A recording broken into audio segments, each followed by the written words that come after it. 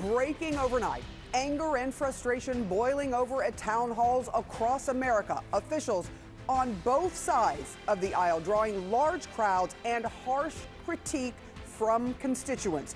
Republicans continue to be blasted by voters demanding answers about President Trump and Elon Musk's gutting of federal jobs and programs and agencies. Now Democrats are feeling the heat as well for their inability to push back hard against the DOJ purge, though it was a different issue that took center stage last night. Pro-Palestinian protesters took over Illinois Democrat Dan Castan's town hall in the wake of Israel's strikes shattering the fragile ceasefire with Hamas. Castan faced a barrage of vocal, borderline physical attacks, so much so, police stepped in and asked the congressman to end the event. What you're saying is I'm not going to get my way when my people are being slaughtered, and I want you to stop funding them. If you would like to run for office, run for office. That is the stupidest thing I've ever heard. You are the most soulless piece of crap I've ever seen. That's your opinion. Soulless. Soulless. Sir, get off the get off the stage right now. And in Wyoming, Republican Harriet Hageman was showered with boos after seeming to downplay the sweeping cuts to federal jobs at the hands of Elon Musk and DOJ. Here's the only thing that DOJ has done, which is it's so bizarre to me how obsessed you are with federal government. But here's the thing.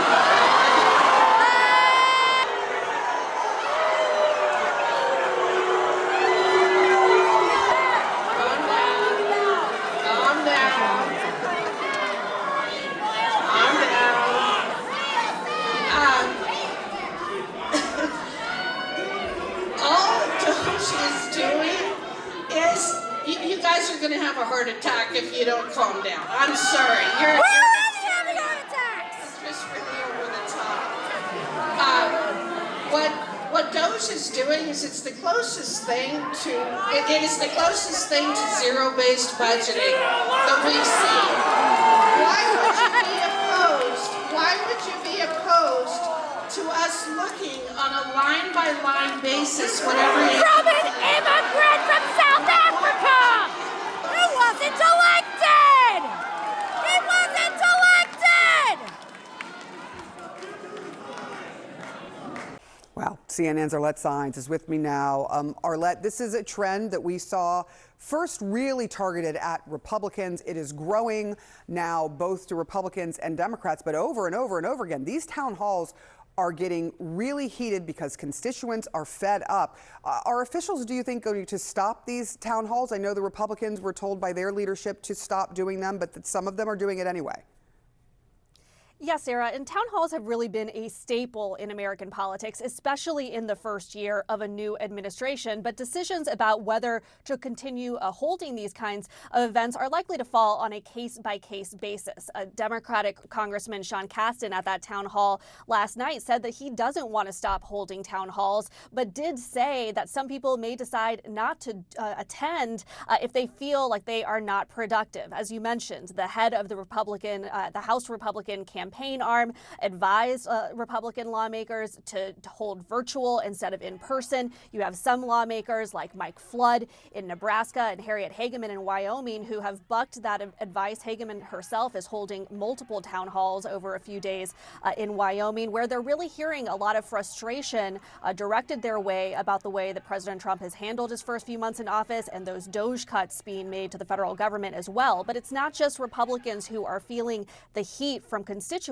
We have seen Democratic lawmakers like Casten and others really hear a lot of the frustration that constituents are feeling at this moment. Now, one thing that a lot of Democratic lawmakers had wanted to do over this recess was hold town halls to talk about the cuts that Trump and his team are trying to make, talk about potential cuts to Medicaid that could be coming. But you also have these Democratic lawmakers who are hearing an earful from constituents about their strategy, about the way that they have approached the Trump administration. Now, Senator Elissa Slotkin is one of those who held a town hall last night in Michigan, and she was pressed by some constituents asking when she's going to step up more in the way that people like Alexandria Ocasio-Cortez and Bernie Sanders have done in the party. And this was her answer.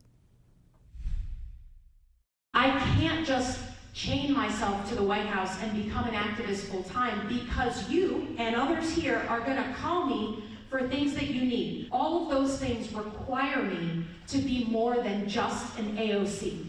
I can't do what she does because we live in a purple state and I'm a pragmatist.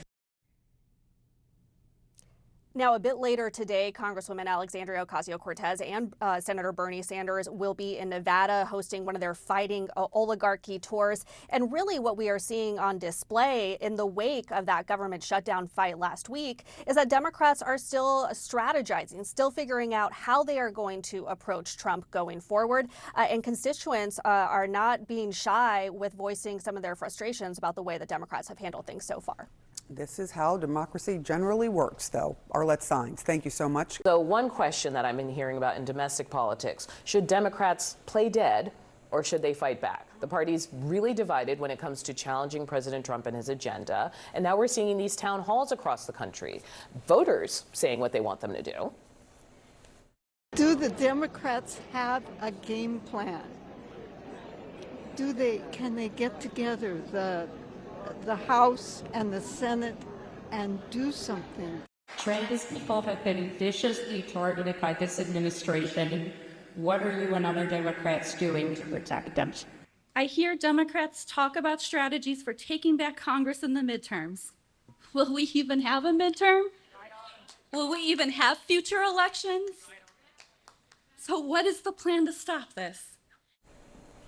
Okay, so our next guest is somebody who thinks she has some answers to those questions. The founder and president of Run for Something, Amanda Litman. She's also the author of When We're in Charge, which comes out in May. Amanda, welcome to CNN this morning. Thanks for being here. Thanks for having me. You've called for every Democrat over the age of 70 to make this their last term so that we can break the cycle of, quote, bad boomer leadership. How do you propose that should happen? And I ask because there are calls right now against Senator Chuck Schumer to at least step down from his position as minority leader.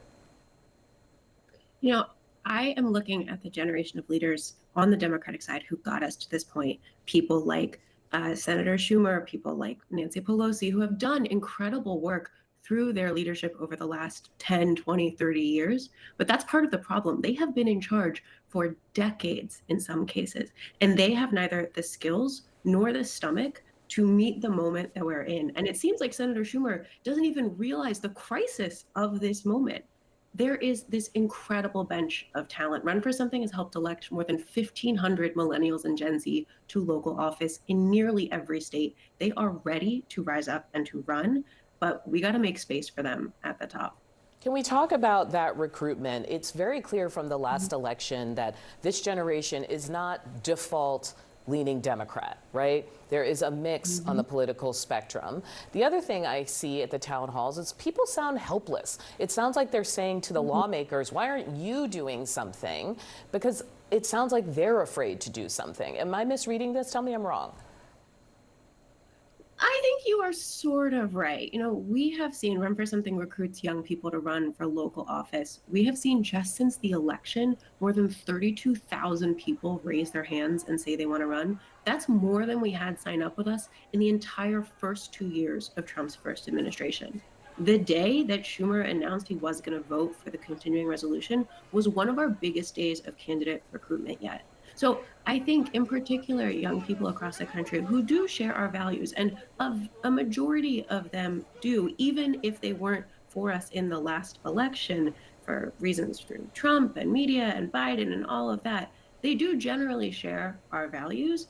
They're saying, if you're not going to fight for me, I'm going to fight for me. And I find that at least a little bit hopeful. That's Amanda Litman, founder of Run for Something. Thank you so much for being with us. Anytime.